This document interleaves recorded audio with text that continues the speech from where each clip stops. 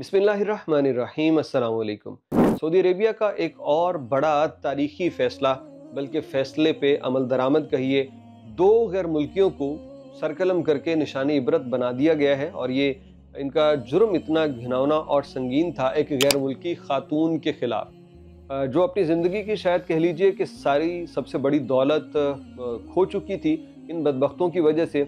और इनका जुर्म और हौसला ऐसा था कि इन्होंने वो काम किया जिसकी कभी माफ़ी नहीं हो सकती थी। इस गैर मुल्की की स्टोरी आपको सुनाते हैं और साथ ही साथ इस बात को हम अप्रिशिएट करेंगे कि मीडिया को लगाम दिए रखना ये बहुत ज़्यादा ज़रूरी है। अगर खुदा न खास्ता ये कोई डेमोक्रेटिक और आज़ादी इजहार राय वाले मुल्क में वाक़या होता ना, तो विक्टिम की तस्वीरें, उसका नाम, उसके घर वालों के इंटरव्यूज़ चला चला के ना उनकी इज्जत का कबाड़ा कर देता मीडिया। लेकिन यहाँ सऊदी अरब में ऐसा कुछ नहीं हुआ, बल्कि आप में से 99% लोग, इससे भी बल्कि 100% लोग होंगे जिन्हें शायद आज पहली मर्तबा इस वाक़े का इल्म हो रहा होगा। तो स्टोरी में आपको बतलाता हूँ कि जनाब अली जाज़ान से एक गैर मुल्की खातून थी जिसके ऊपर दो यमनी शहरियों ने गंदी नज़र रखी हुई थी। मौका पाके उस खातून को इन्होंने उसके घर से या रास्ते से अगवा कर लिया और फिर एक अपनी जगह पे ले जाके, जहाँ पे और कोई नहीं था, उस खातून को इन्होंने ना सिर्फ जिनसी ज़्यादती का निशाना बनाया बल्कि उसके बाद उसकी वीडियो भी बनाई। और ये अमल शायद इन्होंने इसलिए किया होगा कि इस वीडियो के बाद हम इस खातून को ब्लैकमेल भी कर सकेंगे, बार बार अपने इस काम के लिए बुला सकेंगे, क्योंकि वो अपनी इज्जत की भीख की खातिर, अपनी आइडेंटिटी रिवील ना होने की खातिर हमसे ताउन करेगी और जैसा कहेंगे वैसा करेंगी, जो कि अमूमी तौर पे होता है। वीडियोज़ इसीलिए बनाई जाती हैं ताकि खातून को ब्लैकमेल किया जा सके। इन दोनों ने उसके साथ रेप करने के बाद, उसकी वीडियो बनाने के बाद उसे छोड़ दिया।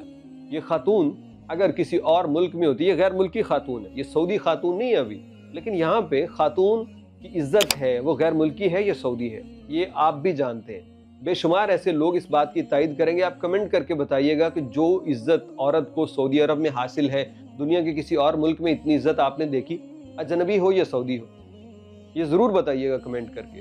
तो खातून जो थी उसे पूरा यकीन था, सिस्टम का पता था, उसने पुलिस को इत्तला दे दी, उसके घर वालों को भी पता चल गया होगा सारी बातें।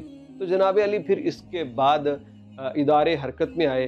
उन्होंने उन दो यमनियों को, जो यमनी शहरी थे गैर मुल्की, उनको जनाब अली ट्रेस कर ही लिया और उनको दोनों को गिरफ्तार किया। उनके नाम बतलाए गए, एक का नाम यूसुफ अली अल अलवी था और एक था सुलेमान अली अल अलवी। ये दोनों नाम से तो भाई मालूम पड़ते हैं, एक ही जैसे नाम है यूसुफ और सलमान, ये शायद भाई थे दोनों। तो दोनों ने मिल के ये काम एक खातून के साथ किया। तो बिलाखिर जब पुलिस ने इनको पकड़ लिया, पकड़ने के बाद उन्होंने केस चलाया, सारे सबूत इनसे लिए गए, मुहैया किए गए।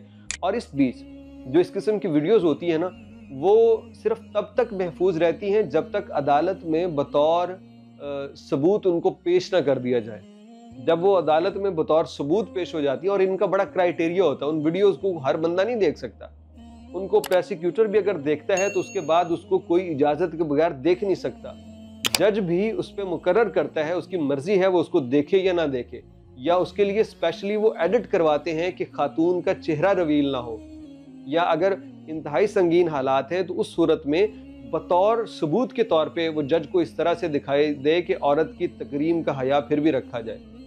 तो इस तरह से वो वीडियो, और जब वो केस का फैसला हो जाए, वो सारी जो ज़रूरी इक़दाम पूरी हो जाए, तो उस डाटे को भी ज़ाया कर दिया जाता है कि वो महफूज करके ना रखा जाए, कहीं वो दोबारा से किसी भी तरह लीक होके औरत की बदनामी का बायस ना बने। औरत का नाम सामने नहीं आया, किस मुल्क की नेशनैलिटी होल्डर है सामने नहीं आया, क्या उम्र थी, क्या क्राइटेरिया, कुछ सामने नहीं आया। मुकम्मल सीगा राज में रख, बंदों के नाम, मुजरमों के सरकलम करके नाम का ऐलान कर दिया गया, ये बंदे थे, ये किया और ख़त्म। मतलब कितना पुरसुकून है ना।